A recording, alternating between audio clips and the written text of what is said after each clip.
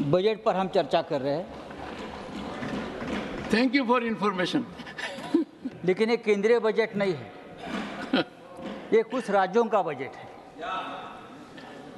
क्योंकि इस बजट से महाराष्ट्र गायब है, इस बजट से तेलंगाना गायब है, हरियाणा गायब है, केरल गायब है, तमिलनाडु गायब है, पंजाब गायब है, उड़ीसा गायब है, हाँ, दिल्ली गायब है। तो लगभग इस देश, पश्चिम बंगाल गायब है, झारखंड गायब है। तो ऐसे बजट को हम केंद्रीय बजट, यूनियन बजट कैसे कह सकते हैं सर? बात ऐसी है कि इसलिए मैं कहता हूं कि ये सामान्य बजट नहीं है, ये नॉन बायोलॉजिकल बजट है। दिस इज नॉन, जैसे हमारे प्रधानमंत्री जी कहते कि मैं नॉन बायोलॉजिकल हूँ, इस तरह से ये नॉन बायोलॉजिकल बजट है। कैसे बनाया, कहाँ से बनाया, किसके लिए बनाया, उसके लाभार्थी कौन है, क्या है। लेकिन एक बात तो सही है, ये बजट जो बना है उस बजट के ऊपर लोकसभा का जो नतीजे है उसका बहुत बड़ा प्रभाव है। संजय जी, ये लोकसभा नतीजे से पीड़ित बजट है, ये पीड़ित बजट है। संजय जी देखोगे मेरी तरफ? हाँ, मैं आपसे बात कर रहा हूँ सर, और मैं आपसे ही डायलॉग करूँगा। बस, यहाँ है कौन मेरा आपके सिवा? आप ही तो है भगवान। सर, प्रधानमंत्री जी ने कहा था कि मैं भ्रष्टाचार का पैसा जनता में बांटूंगा।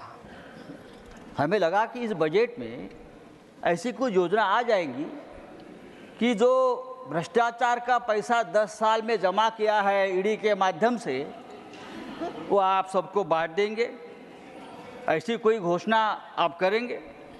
लेकिन हुआ है उल्टा। जो पैसा अपने भ्रष्टाचार के माध्यम से जब्त किया था, ऐसा हमने देखा, वो वापस वही भ्रष्टाचारियों को बांट दिया। उदाहरण के तौर पर दूंगा, हमारे प्रफुल्ल भाई पटेल है क्या? हमारे मित्र है, हमारे मित्र है, अच्छे मित्र है। देखिए, ईडी ने उनके ऊपर कार्रवाई की।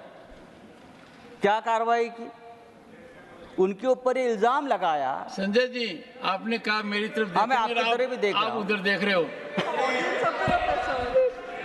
ईडी ने, भाई चेयरमैन सर, ईडी, सीबीआई हमारे सबके पीछे लगा दिया, उनके पीछे भी लगाया। बेचारे हमारे मित्र रहे। उनके ऊपर क्या आरोप था? दाऊद के एक साथी है इकबाल मिर्ची, मनी लॉन्ड्रिंग के माध्यम से प्रफुल्ल भाई ने उनकी प्रॉपर्टी खरीद ली। ईडी आ गई, ईडी ने चार्जशीट डाली, ईडी ने उनका प्रॉपर्टी जब्त किया। 180 करोड़, कम नहीं, 180 करोड़, 180 करोड़ की प्रॉपर्टी ईडी ने जब्त की। और क्या हो गया? हमारे प्रफुल्ल भाई परेशान हो गए। ऐसे बहुत प्रफुल्ल भाई देश में है, यहाँ ही 10 है, परेशान हो गए। तो प्रफुल्ल जी ने क्या किया? यहाँ से वहाँ चले गए और 180 करोड़ की प्रॉपर्टी ईडी ने उनको वापस दे दी। एक अच्छी योजना है, सरकार ने शुरू की। यहाँ से वहाँ चले गए, दो चेयर, तो 180 करोड़ की प्रॉपर्टी ईडी ने तुरंत क्लियर कर दी और उनको दे दी। भाई हमको भी ईडी ने हमको अरेस्ट किया, हमारा कोई गुनाह नहीं था। हमारा जिस घर में मैं रहता हूँ वो जब्त कर लिया। हमारा घर तो दीजिए। एक सेकंड नहीं सर, संजय जी एक सेकंड नहीं सर, अर्थव्यवस्था से जुड़ा प्रश्न। एक second. These are very serious charges, and I will appreciate that. Be firm on your facts. Fact है और record. Be firm on your facts. Go ahead. देखो सर, हमको भी जेल में डाला था ईडी ने। बात छोड़ दीजिए। तो मोदी जी के तीसरे कार्यकाल में सभी भ्रष्टाचारी इस प्रकार से बेदाग हो रहे हैं। सर, क्या है इस बजट में? इस बजट में ना किसानों के लिए कोई घोषणा है, ना बेरोजगारों के लिए कोई खास योजना है, ना युवाओं के लिए है।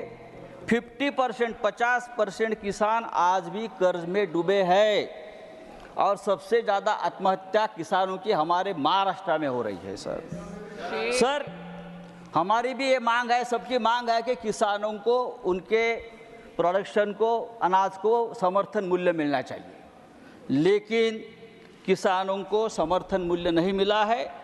तो समर्थन मूल्य किसको मिला? सरकार ने सत्ता का समर्थन मूल्य चुकाया है और वो समर्थन मूल्य मिला है बिहार के नीतीश बाबू को, आंध्र के चंद्रा बाबू को। उनको समर्थन मूल्य जरूर मिला है, लेकिन किसानों को समर्थन मूल्य नहीं मिला है। बराबर, समर्थन मूल्य, minimum support price, minimum support price किसको मिला है? समर्थन मूल्य मिला है। सर देखिए, एक अच्छा मुद्दा राजीव जी आपने जो है किया है कि बहुत से उद्योगपति देश छोड़कर जा रहे हैं।